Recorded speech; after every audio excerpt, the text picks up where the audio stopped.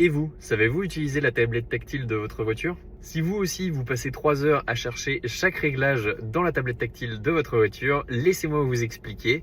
Je suis Hugo de Stellantis New et on va voir que dans les réglages, c'est très simple de trouver les aides à la conduite. Il y a des pictogrammes qui vous permettent d'accéder au menu et celui qui nous intéresse, c'est tout simplement la petite voiture avec marqué ADAS.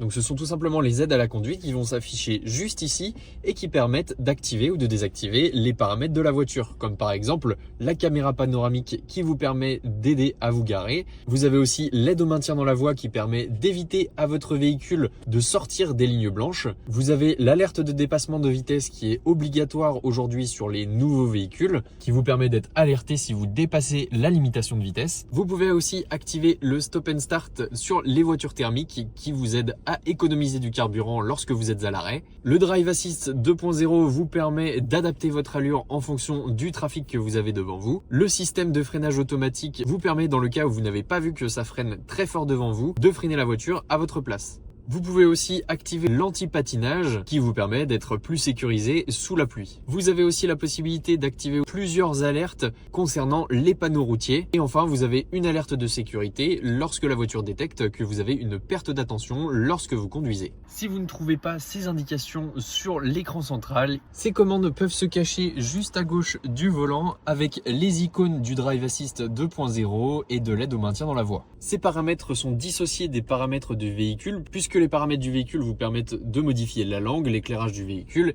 etc. Pour plus d'astuces, abonnez-vous.